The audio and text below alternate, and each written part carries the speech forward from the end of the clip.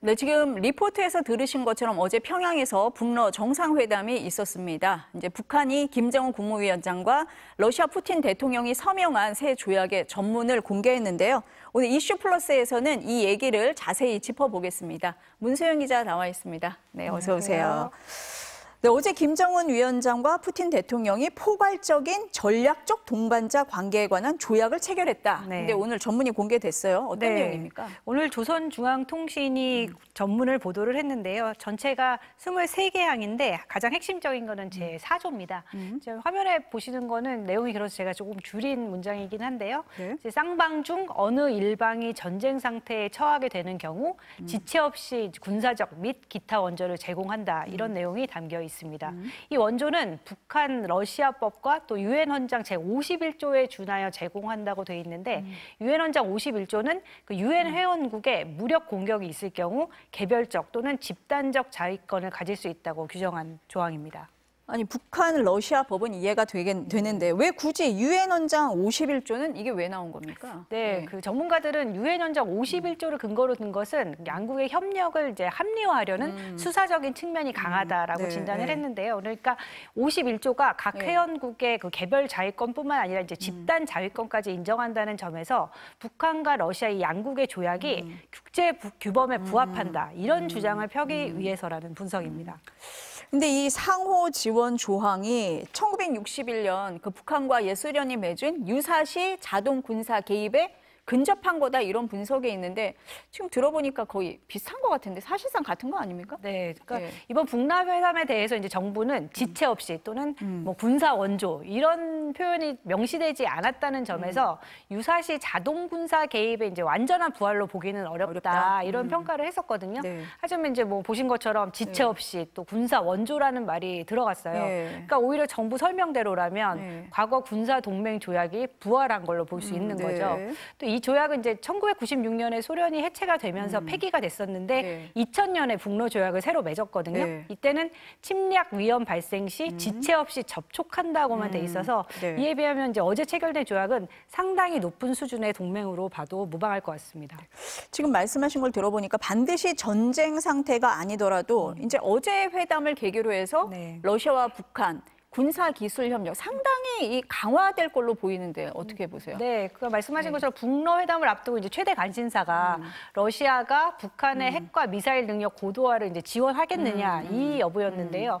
구체적으로 어떻게 지원하겠다 뭐 이런 발표는 없었지만 네. 이번 회담의 그 참석자들을 보면 네. 러시아의 지원 의지를 좀 엿볼 수가 있습니다. 네. 그러니까 어제 열린 확대 정상회담에 북한 측은 6명, 러시아 측은 이제 13명이 배석을 했는데 외교, 국방, 보건 또 교통장관, 에너지 부문 부총리, 또 연방우주공사, 철도공사 사장같이 뭐 분야가 전방위적이고 굉장히 다양했거든요. 그러게요. 전 분야에서 다 온 것 같은데 여기 이제 배석자 구성 숫자로 이거 봐서는 러시아가 더 적극적인가 이런 생각이 드는데 어떻습니까? 네, 뭐 아시다시피 네. 러시아가 이제 우크라이나 전쟁 이후에 서방의 제재를 받고 있어서 새로운 무기 공급원이 사실상 절실한 상황입니다. 또 최근에 이제 미국과 서방이 우크라이나에 지원한 서방 무기로 러시아 본토를 타격할 수 있게 이제 허용도 해줬거든요.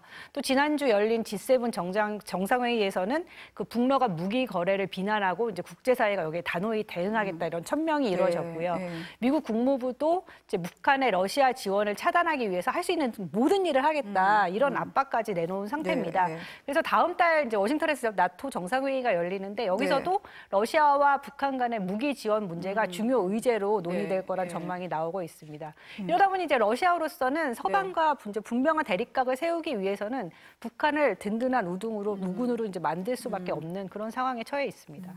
아니 뭐 러시아도 북한이 필요하겠지만 북한 입장에서도 절실함은 비슷할 것 같은데 어때요? 네, 그러니까 예. 북한 역시 이제 뭐 아시다시피 예. 지난달에 정찰 위성 2호기 발사를 했는데 이제 실패를 실패했죠. 했잖아요. 예, 네. 예. 그래서 러시아의 기술 지원이 굉장히 절실한 상황입니다. 또 정찰 위성뿐만 아니라 그동안 북한이 그 핵과 미사일 능력 고도화에 필요한 핵심 기술을 늘 러시아로부터 이제 전수를 받고 그렇죠. 싶어 했잖아요. 예, 예. 근데 지금까지 러시아는 그 핵심 기술까지는 북한에 넘기는 건 좀 아니다. 선을 긋는 예, 그런 상황이었습니다. 예. 그런데 이제 어제 들으신 것처럼 노골적으로 푸틴이 군사 분야에 협력할 것이다 이렇게 말한 것 사실상 처음입니다. 네, 그러니까 러시아가 북중러 밀착에 이렇게 공을 들이고 있어서 북한으로부터 이제 무기를 지원받고 그 기술을 이제 전수할 가능성이, 그러니까 맞교환할 가능성이 그 어느 때보다 높아진 상황입니다. 이 푸틴 대통령이 이렇게 행동을 하면 미국의 시선이 안 고울 것 같아요. 당연하죠. 미국 네. 뭐 입장 내놓은 게 있어요? 네, 이제 어저께가 네. 마침 또 미국이 공휴일이어가지고요. 네. 공식 입장은 없었는데 네. 어쨌거나 미국 정부는 네. 이제 북러 간 상호 군사 지원 협정을 체결한 것에 대해서 크게 우려할 일이라는 이제 원칙론을 밝히기는 했습니다. 네. 그러니까 국무부가 한국 언론들이 이제 논평을 내달라 요청을 하니까 뭐 이런 내용을 얘기를 한 건데 네. 특히 이제 러시아가 유엔 결의를 노골적으로 위반하고 있다고 비판을 했습니다. 정부는 이제 뭐 오늘이라도 뭐 네. 입장이 나올 수도 있을 것 같은데 언론이나 전문가들 미국 내에서는 어떻게 보고 있어요? 네, 그 예. 미국 언론들은 이제 냉전 시대 이후에 맺어진 가장 강력한 협정이다. 강력하다. 네, 예, 관련 소식을 예. 이제 톱뉴스로 네, 보도할 네, 만큼 상당한 네. 관심을 보였고요. 또 전문가들은 이제 두 나라가 서로에게 뭐 군사를 파견하는 일은 실제 벌어지지는 않을 것 같다. 뭐 이런 조심스럽게 전망을 하고 있지만 어쨌거나 북러 사이의 이제 군사적 협력은 대폭 강화될 것은 분명하다. 이렇게 전망을 내놨습니다. 그동안 미국이 보면 이란하고 북한을 제재하면서 핵무기 비확산 노력을 계속 해왔잖아요. 근데 러시아가 이렇게 나오면 뭐 소용없는 거 아니에요? 네, 이제 말씀하신 것처럼 뭐 미중러 사이가 뭐 이렇게 가까워졌다 벌어졌다 뭐 하기는 했어도 어쨌거나 북핵 확산을 막아야 한다. 이 공감대만큼은 이제 지켜졌었거든요. 그렇죠. 예. 그런데 러시아의 이제 이런 행보로 장기간 유지해왔던 이제 비확산 규범이 약화될 가능성이 되게 높아졌습니다. 그렇죠. 네, 예. 결국 이제 북러 밀착은 또 다시 미국의 위협으로 되돌아올 것이라는 우려가 있고요. 그러면 또 이제 미국은 그 위협을 이제 막기 위해서 한국과 일본과 또 이제 동맹을 더 강화를 그렇죠. 해야겠죠. 예. 그러면 이제 냉전 시대에는 뭐 이념으로 그렇게 나누었지만 지금은 미국, 서방 여기에 대해서 지지하냐 반대하냐 뭐 이런 구도로 계속 심화돼서 네, 이제 네. 악화가 되고 있는 건데 북한이 러시아와 이제 손을 잡으면서 국제사회의 대북 압박 수단은 한계를 갖게 됐고요. 이제는 그러다 보면은 북중러 한미일 대립 관계가 더욱 심화되는 상황에서 네. 그럼 한국 정부는 무엇을 해야 하느냐? 예, 예. 뭐 질문이 나올 수밖에 없는데요. 네. 이제 전문가들 얘기 한번 들어보겠습니다. 북한을 회유하기도 러시아를 회유하기도 어려운 상황인 거고 미국의 통제 밖에 있는 국가들이 보다 자율성을 가지고 움직이는 것을 미국은 저지할 수 있는 방법이 없어요.